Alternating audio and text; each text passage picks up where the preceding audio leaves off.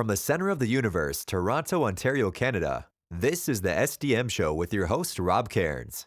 The SDM Show focuses on business, life, productivity, digital marketing, WordPress, and more. Sit back, relax, grab your favorite drink, and enjoy the show. Here is Rob. Hey everybody, Rob Cairns here. I'm the founder, CEO, and chief technologist at Stunning Digital Marketing. Today's show is a little different. I have my dear friend, Mr. Cal Millar, with me. And Cal is a reporter who spent time with the Toronto Telegram and original day oneer at the Toronto Sun. Cal just put out a book called My Life as a Reporter, I Cried at Disney World. It's a recollection of his career as being a reporter in the streets of Toronto, and it's just a fascinating read. I've read many of these stories over the years, and what I'll say is Cal presents them in such a way that you can understand, and he's an amazing storyteller. So please sit back, relax, while I talk to my good friend, Cal Miller.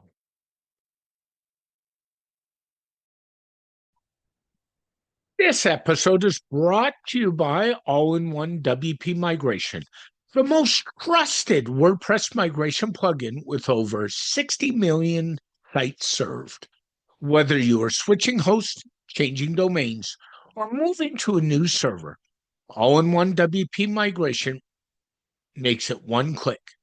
Try it for free at WordPress.org or visit servemass.com for pro features.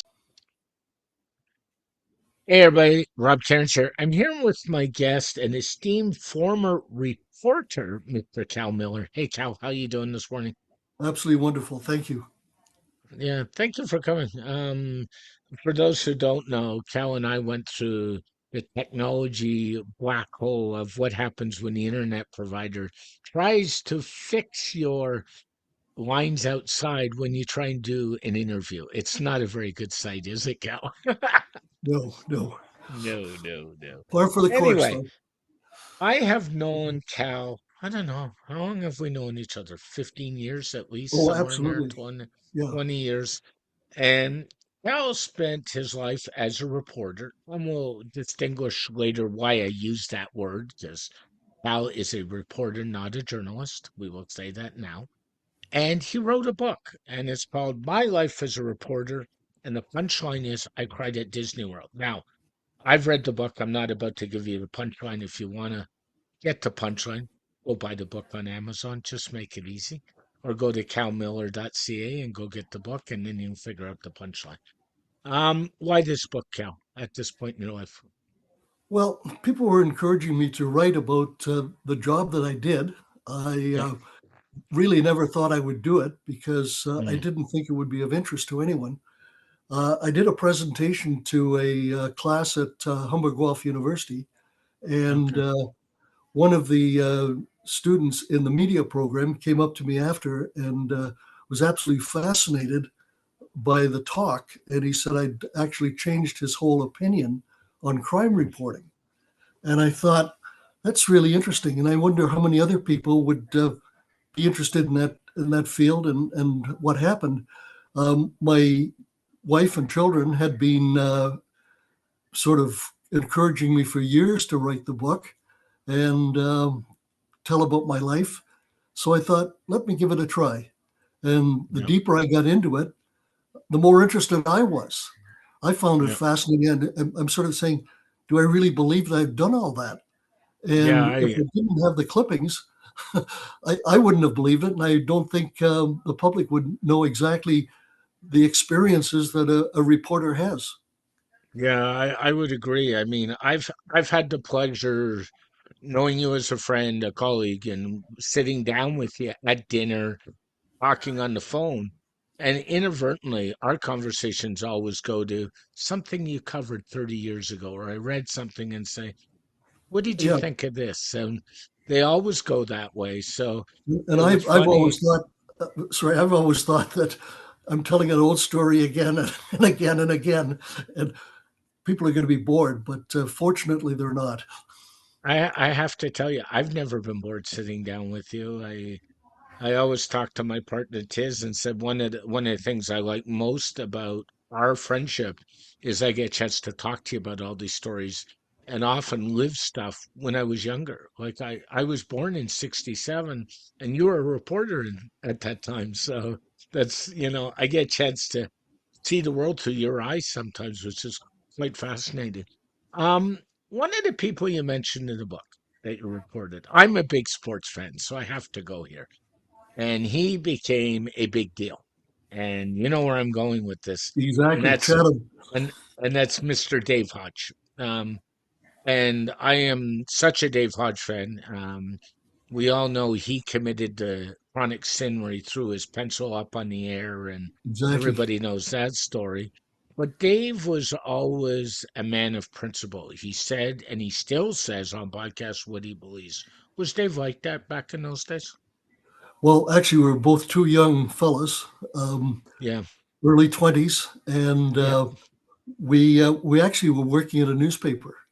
We were on yeah. the sports department. He was very knowledgeable and Mm. unbelievably so. And of course, I was a neophyte, knew nothing about sports. So we had a good time. Oh, I'm sure. I'm Him sure. trying to educate me. But while he was at the paper, he also did hockey broadcasts for the local radio Yeah, station. yeah, he did. And Yeah, I thought, this guy is incredible. yeah. And I thought he is going to go places. And I actually made contact with a radio station in Hamilton, telling them they should pick him up, Mm, not knowing that the CBC was already looking at him. So yeah, yeah. And he, it's funny he's had an because amazing career. yeah, he did Hockey Night in Canada for a long time, and then for a long time, he did the least local broadcast before sports channels out of CHCH in Yes, yes. Hamilton. He was the host for that, and And then he he did a was show. in, He right, did but a he was a show on. broadcaster with the Sabres. Yep, no question. He was Yeah, the original broadcaster at the Buffalo Sabres. that's And right. he That's talks right. about that. And I think the Buffalo fans wanted that transplant Canadian out of town. I read somewhere. Well, maybe now. Yeah. And then the other thing he did was he was the host of a show on TSN called The Reporters later on in life. So he's Yes, been yes. all over the map. I listened to a podcast called 100% Hockey, which is John Shannon and David Millar. John is was one of the producers of Hockey Night in Canada back in the '70s, and they often have Dave on, and Dave's wisdom is still, I'll say, is as good as it's ever been. So Oh, he that was like must an have been a treat. encyclopedia. He was like an Yeah, encyclopedia. yeah, yeah. So you started at the Telegram, and the Telegram went bankrupt. And then out of the ashes of the Telegram came the Toronto Sun. It was almost like a switch that threw. And the Right. guy that hired you, this guy by the name of Doug Creighton. And Doug is a legend in media in this city. Um, Absolutely. He's an icon. He's in well, the Hall of Fame. yeah. What was your He's passed relationship away, with but Doug? he was incredible. I had an amazing relationship. Now you say I started at the telly. That was when I went. It took a few years to gain experience at provincial dailies, but I was hired by the Telegram, and at Mm, that time, Doug Creighton was the city editor, and he took me under his wing pretty quickly. And at one point, weeks after I joined the staff, I got a call from his secretary saying, Doug wants to meet with you. Now, you really don't want to have a meeting with the boss only weeks after you've started. You wonder what's going on. mhm. And she said, come on into the office and I've got the tickets. And I was curious as to what that was. Anyway, the Yeah, meeting was in Montreal because Expo was on at the time. And Doug was yeah. spending a lot of time down there. So we had a meeting at Expo. And following the meeting, I spent the rest of the week at Expo, sort of at the expense of the Telegram.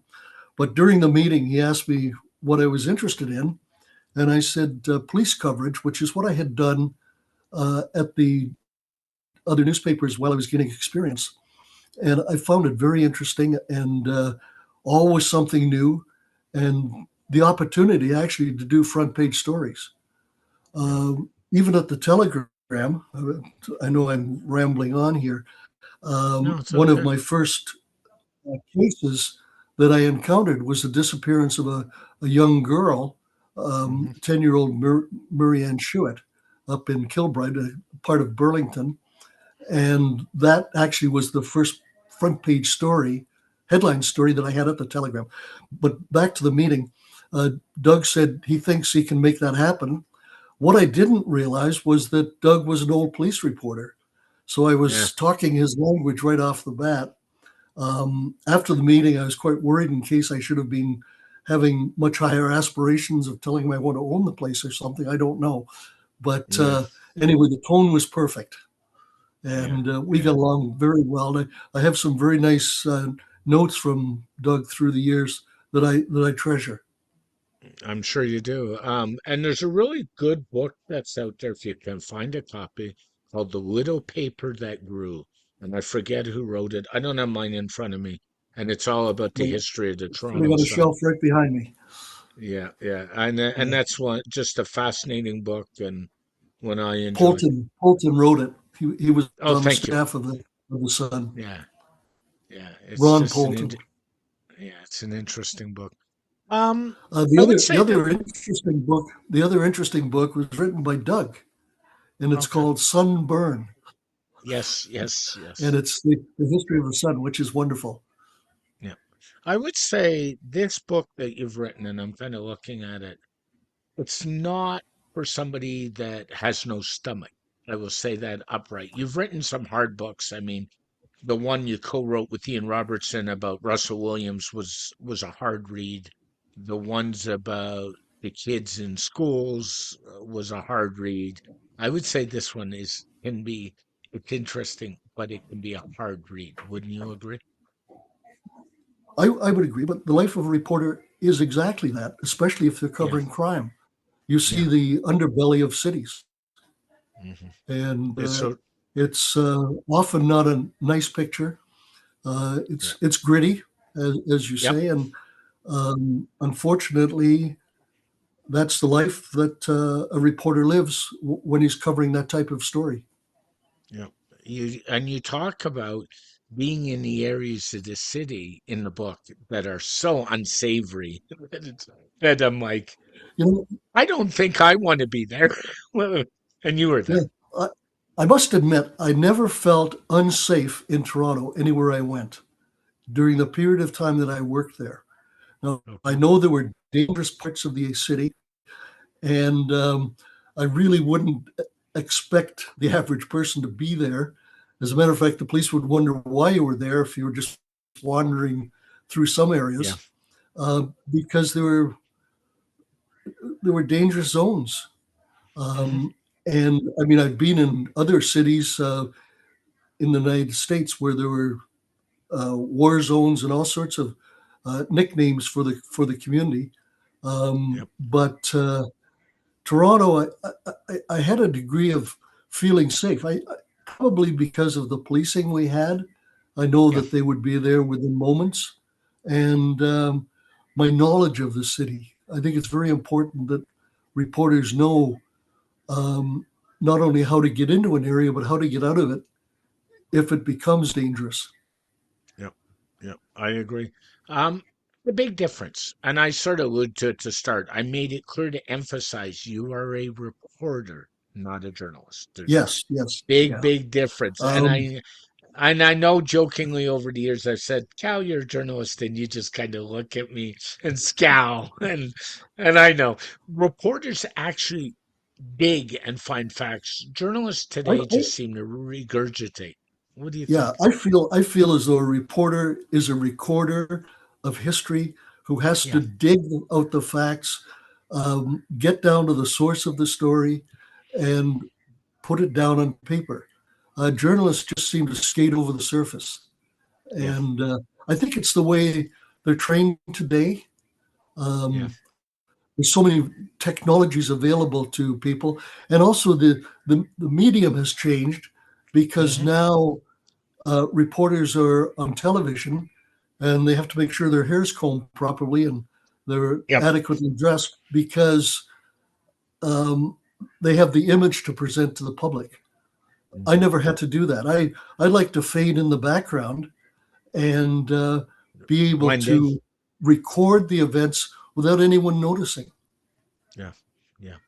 Um, you have an amazing wife. I have to say that. And Thank you. you were out, as I say, joke with you, gallivanting the world. Um, even forgot your passport at home a couple times, and Kenny had to take it out to the airport in the last minute. Exactly. Exactly. And On New you, Year's yeah, Eve, no less. on New Year's Eve of all days. Yep, yeah. And you always had a bag in your car ready to go because you never Yes. knew where you're going to end up. Yeah. And I never Um, knew how long I was going to be away. yeah. And at the end of the day, I think Penny, and I know Penny pretty well, anchored your family a lot, I would say. What do you think? Thank you. She was the rock. I mean, she was the person that Yeah, kept everything together yeah, and was the stability that I enjoyed when I got home. yeah, Um, your life is in turmoil when you're working at a newspaper. You never know from minute to minute where you will be, where you will be going, what you'll be covering, who you'll be talking to, and some of the stories that you cover are not things you want to talk about yeah, after you've done, and to go home and have a normal existence is wonderful. Now it's interesting because Penny's life was not as normal as everyone else would imagine. Her father was a pathologist, yeah. Oh, and he had sort of the same um, overviews of of life that I saw. He saw the yeah, victim lying on the slab, yeah, and he had to determine the cause of death. yeah, And I mean that's a different type of life as well. yeah. Um, I'm deliberately avoiding talking about the stories in this book on purpose because not that we shouldn't, but I want you to go buy it is what I want you to do because yeah, it's there's worth the also read. wonderful Yeah, stories. but I do want It's to. I basically do. a slice of life from Yeah, the common person who just makes it into the newspaper because they've done something unusual. yeah, yeah. But Yeah. I do want to touch on one of them. And your wife insisted on going to a rally you were going to cover where they and you know where I'm going, right? Yeah, but With the quote. I have to correct you a little bit. Okay, She correct wasn't me. happy about going. I was the one that sort of insisted, and it was Insisted. shortly after we got married, and it Yep. was during the time of the son, very much close to the birth of the son. So we hadn't been married that long, and it was a unusual event in the city, a gathering of the white power and Nazi groups Yep. who were thinking of joining forces, and they were having a secret meeting. Uh, the son had managed to get a reporter infiltrated into the meeting, and they asked me if I would go along and take some pictures to see what I could get. And I thought, being with my wife, sitting being wouldn't raise any attention. Yeah. However, with a 300 millimeter lens, you do instantly attract attention, and Yes, you do. they caught up to us. Yeah. So she I assume that was the first and the last time she ever accompanied you on the job. Well, actually, a few times, but not often. And I'm sure. it was events that were not as serious as that. Yeah. And she didn't disown I you won't use the word dangerous. and she didn't divorce you and you're still married and Exactly, exactly. how long have you been married, Cal? I forget. Yeah, Tell 50 me. plus years. So that says something. Yeah. Much love to Penny because those Thank who you. haven't Thank met you. her, she's lovable. I will say that many times. Um, it's funny. And in your day, you travel, and we talked about that. You had a passport. You were ready to go. You had to go. It happened a lot. And today, what we get is wire stories. It drives me bananas because how can somebody sitting in an office in Toronto write about a live event going on in South America. It doesn't work. Well, I'll ask another question. How can somebody sitting in an office in Toronto write about something down the street that they're not Yeah, seeing? You know, because they're looking, you're they're not not feeling it. part of the scene. You're not part of it. You've got to be there to experience it Yeah, in and order to it's understand it and mhm. to gather the and it facts that you know are accurate. You can't yes, rely on third-party sources. yeah, yeah. It's not just reporters that are having this problem, it's even having in media. For example, do you know how many sports events are called off monitors in a studio now, and the broadcast crew is not even at the I know event? I couldn't It, I couldn't believe that. The experience you mentioned with the Olympics was yep, unbelievable. yep. And that was one of the reasons Joe Bowen stepped away as radio voice of the Leafs. I believe he's never publicly said it, is because he was covering away games off a monitor and he got tired of it, I think. So, you don't Yeah, feel the and I crowd. mean when you think of when you're driving in a vehicle and you know a major game is on and you flip on Yeah, the radio, you expect the reporter to be there, not watching it on a TV station so or true. other means that he's not in that stadium or ice rink. Yep.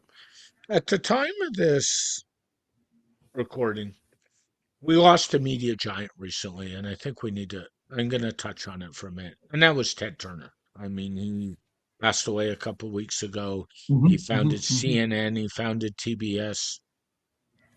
He changed the industry.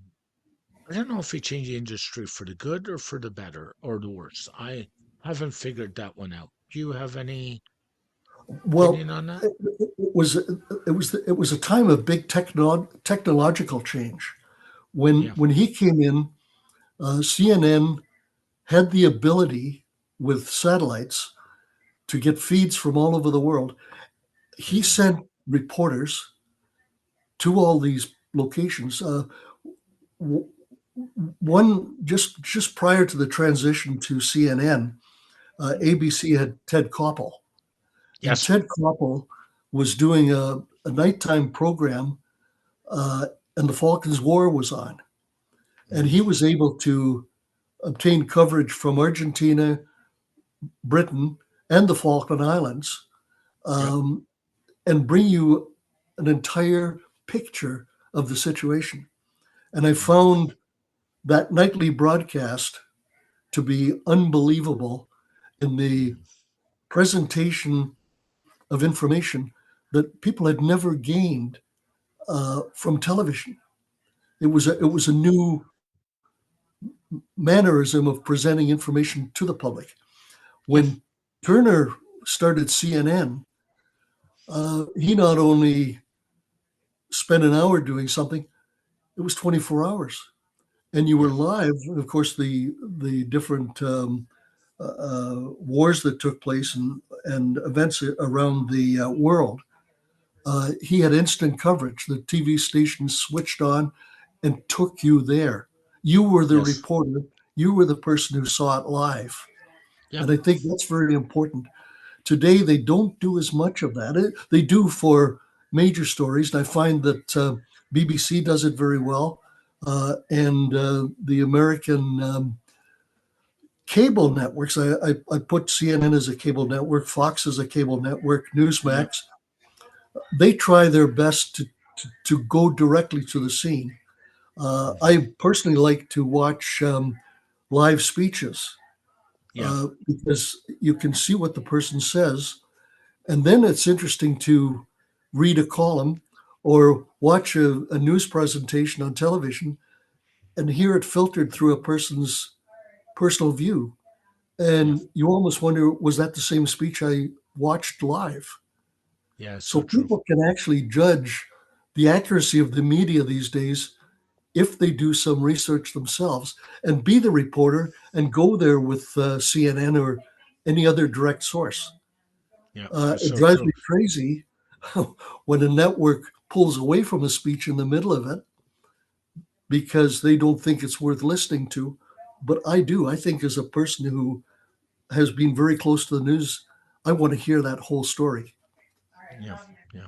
It's interesting, and you're telling that about how CNN brought it to you. The two things that come to mind is the Gulf War, because that Yes, really put absolutely. CNN on the map, and the other thing for me with Hurricane Andrew, um, it was the first time I ever watched a hurricane with Come right reporters in. with boots on the ground in the middle of it.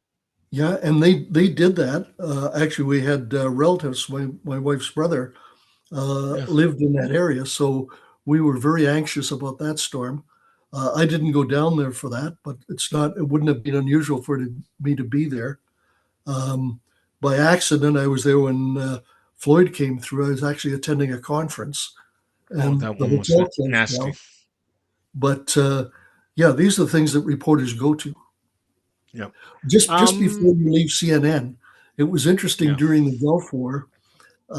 They had cameras in position before it happened, Hmm. and they had cameras surreptitiously located in Yeah. Baghdad and other centers, and they watched the bombings, and you could see it Yeah. live.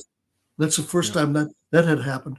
The other thing is when I said the technology changed, it changed from actual film that was required for news events to tape Yeah.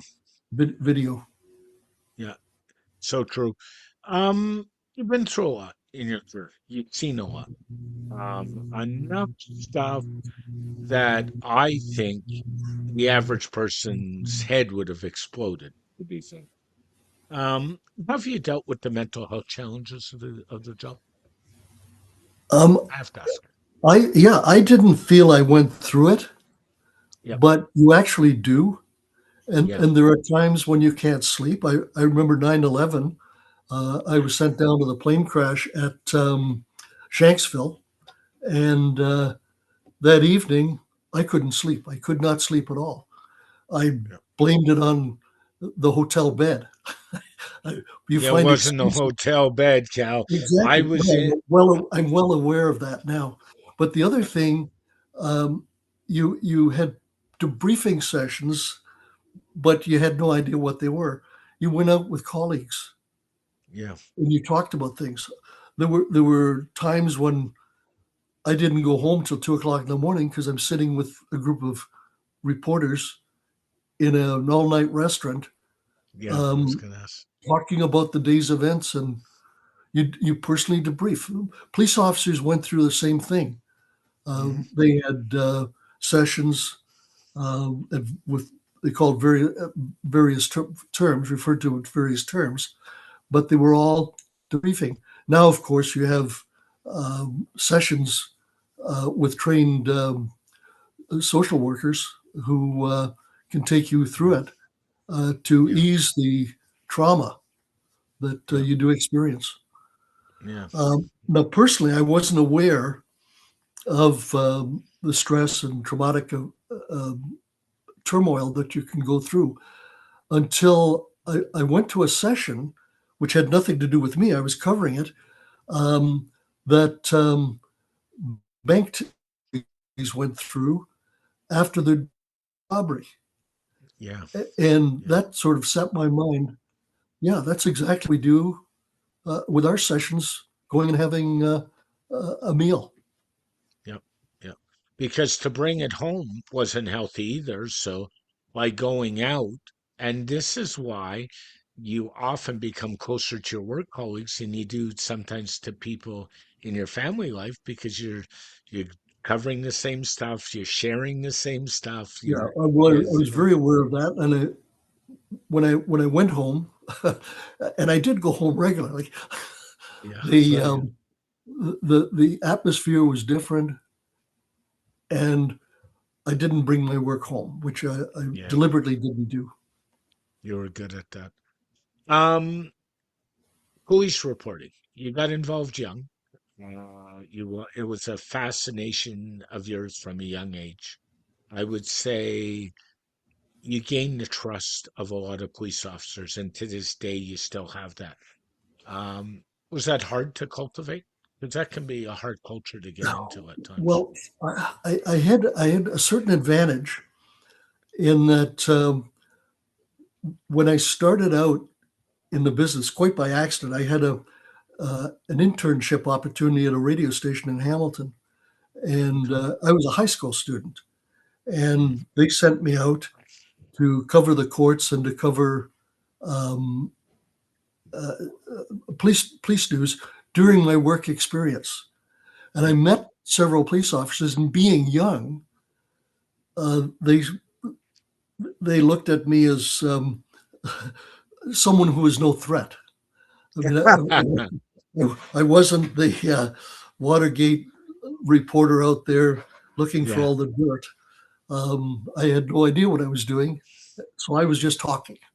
And at one point, two very seasoned officers who worked on a very special project on organized crime um, invited me to tour with them to see exactly what they do.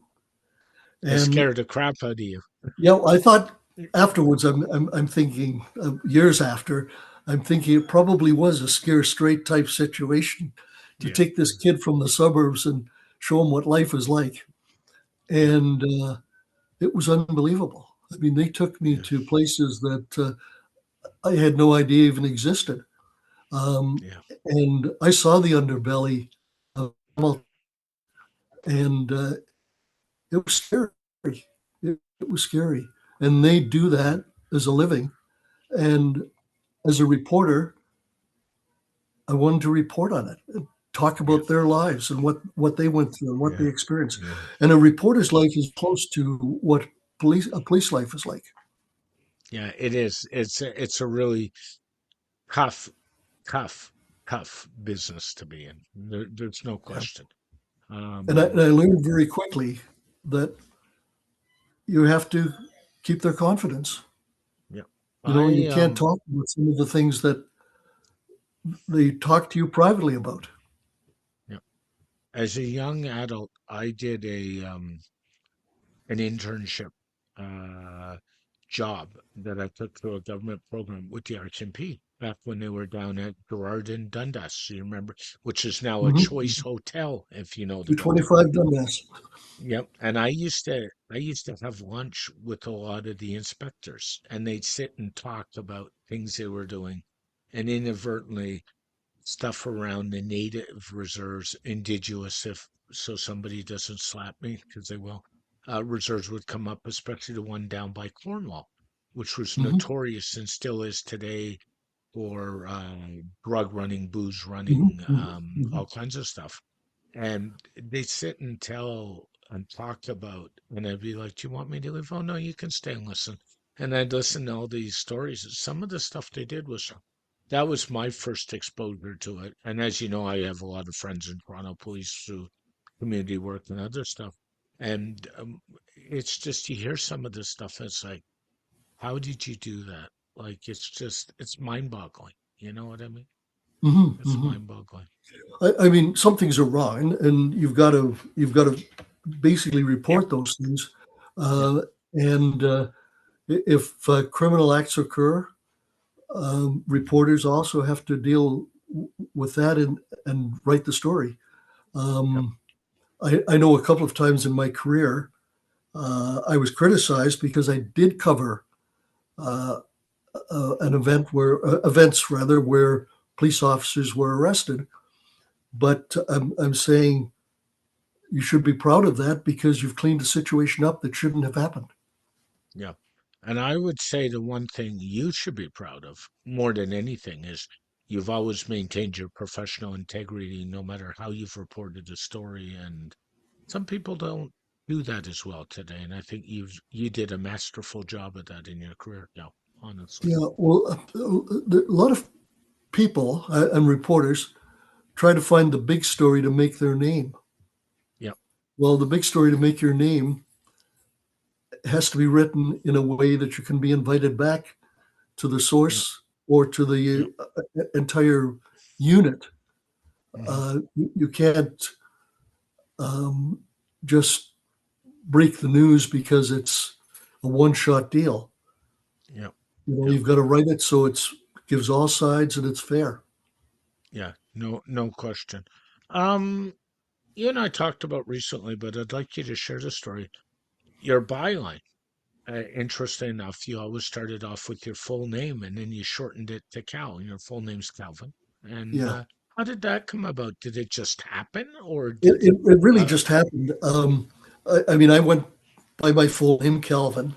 yeah, Um, I was known by my parents, and of course, of you course, know, when yeah. you hear that your name out in full, you're in trouble. Oh, But oh, of course. It's me too, by the I mean, way. Yeah. I joined the staff of the Peterborough Examiner, which was the first newspaper, and they knew me as Calvin. Yeah.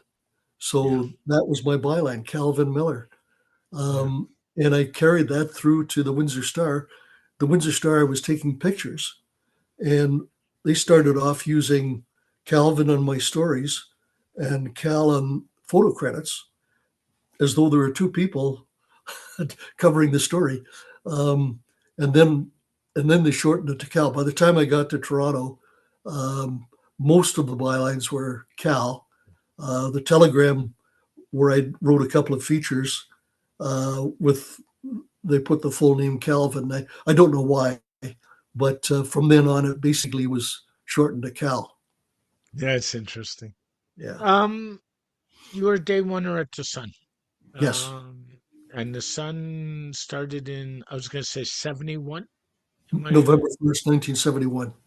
okay, my memory's good for a And the change telegram today. folded on October 30th. The So day that was the before. Saturday. We had the Sunday to work on putting the Sun together. The Yeah. deadline was 8 o'clock that night. And in the morning, it came Monday morning, it was on the streets. Where was the original office of the Sun? Do you recall? 333 King Street by Peter It was Street down there. Yeah, in the West End.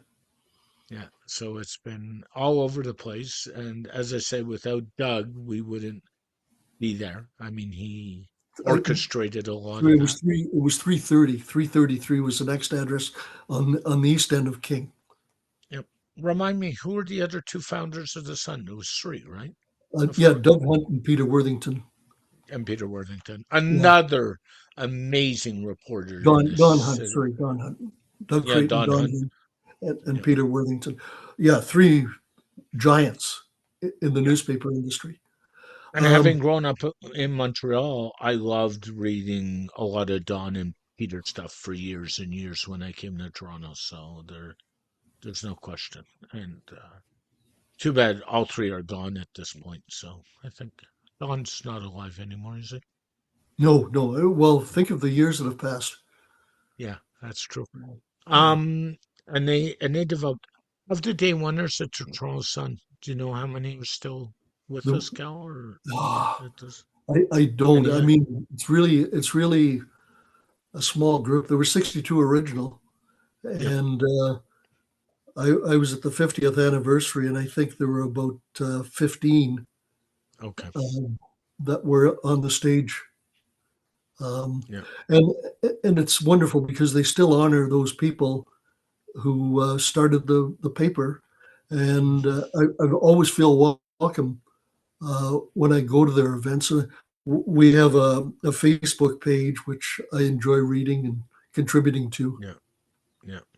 What I'll tell you is, as a sports fan, it was well known in the sports circles. The Toronto Sun had, until recently, had the best sports coverage in the city. So that was why a lot of sports people read it, believe it or not.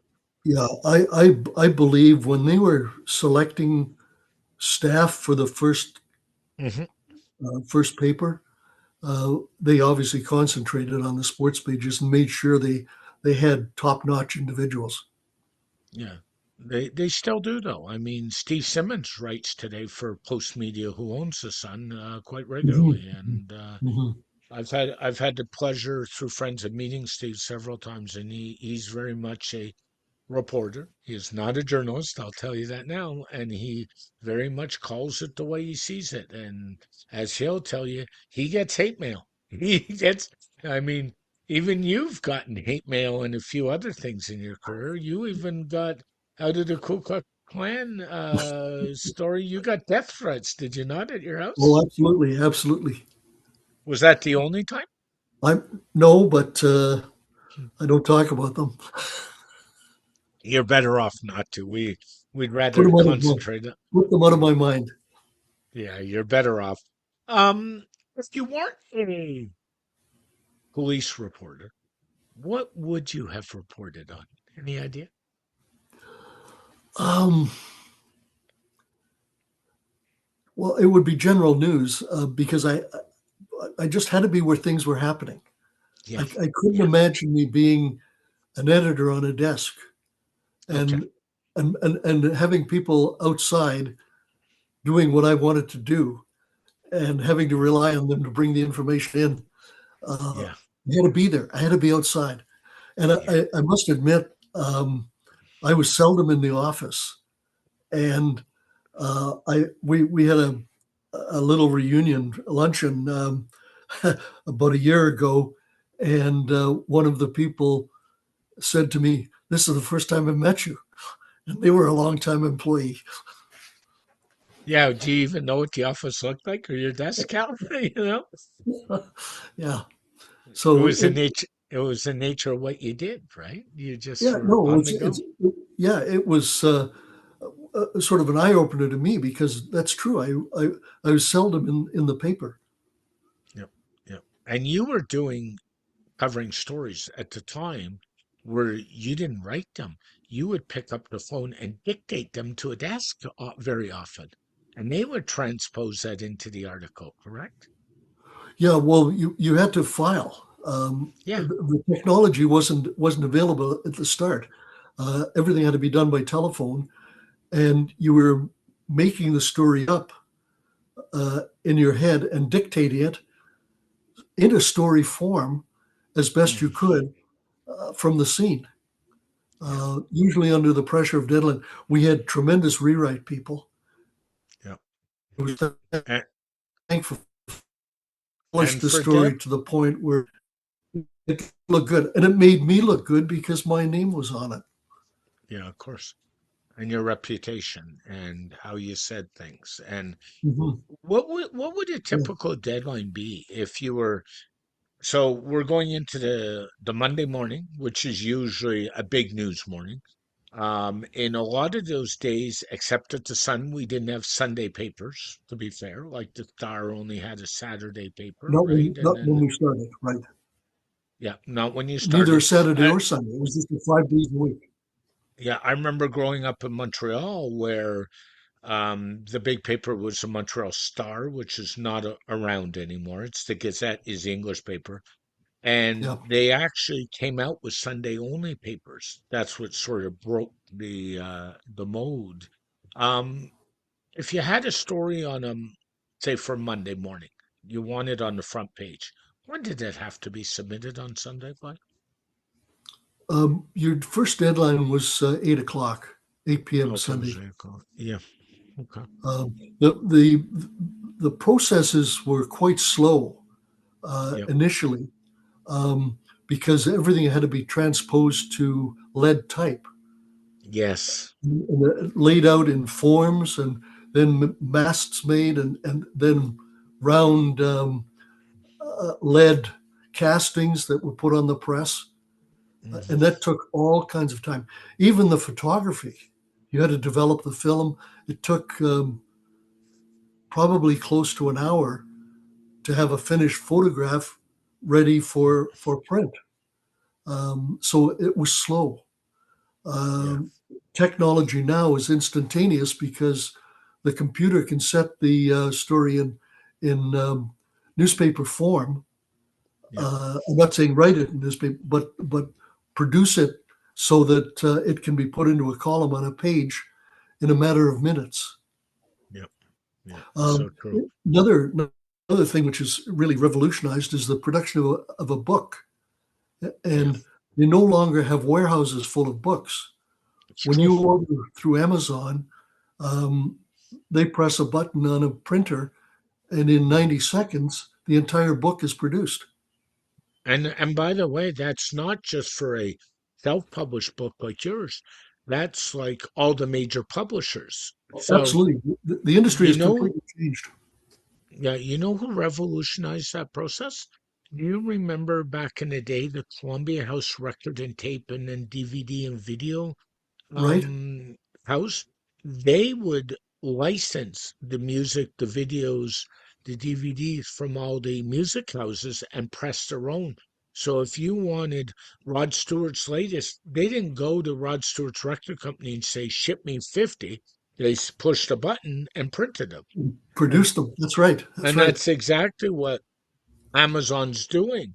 And what this has done is it's kind of hurt smaller bookstores. Like I remember on Yonge Street in Toronto at Yonge and Edward Street. Grosvenor, Grosvenor, there used to Okay. be a Right. computer bookstore called Toronto Computer Books back in the Right. day.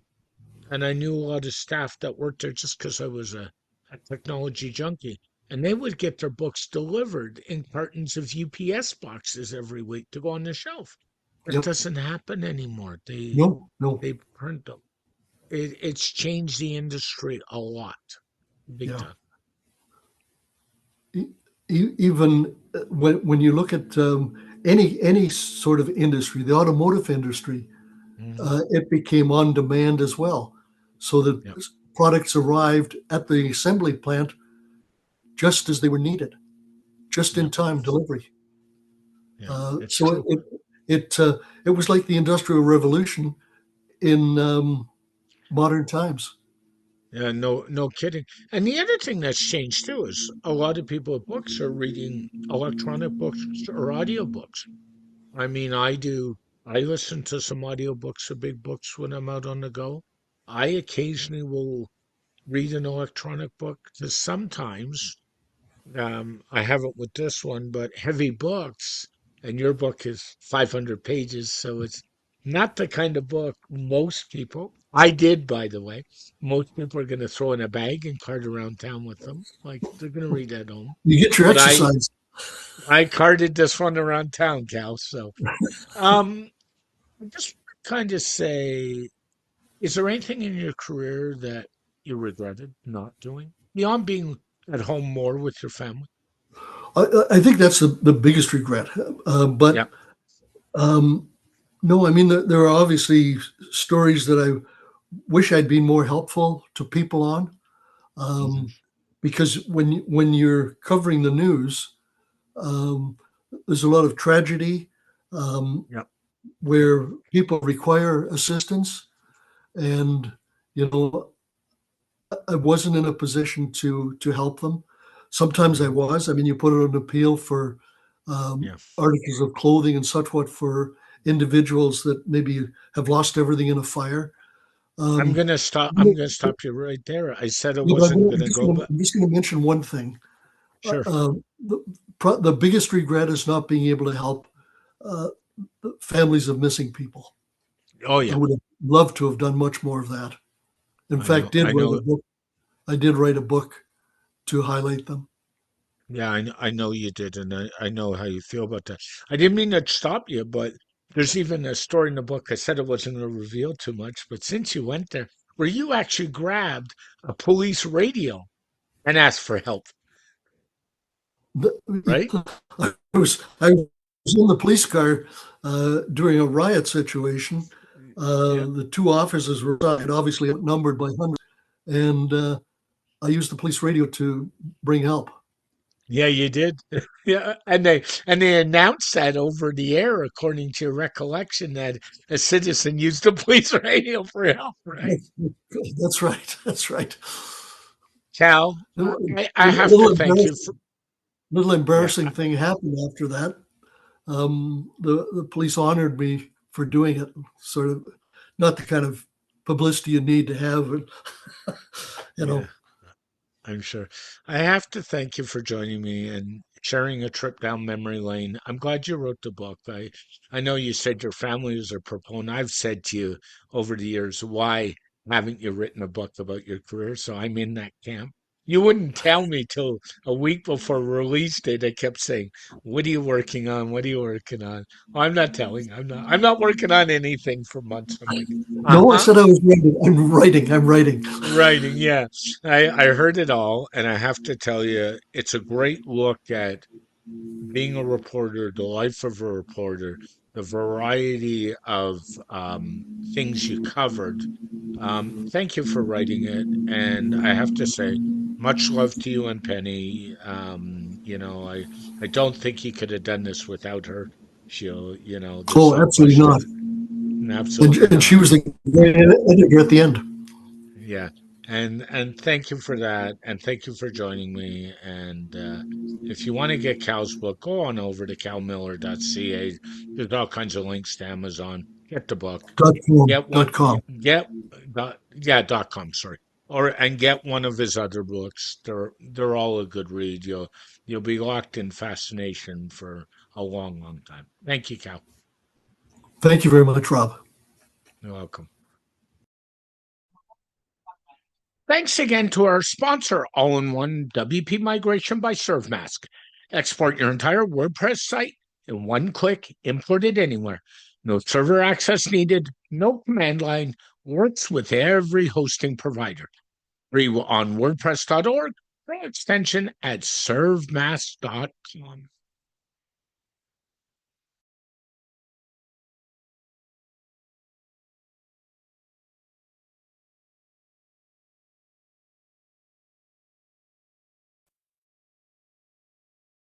Very special thank you to Cal Millar for joining me on the SDM show.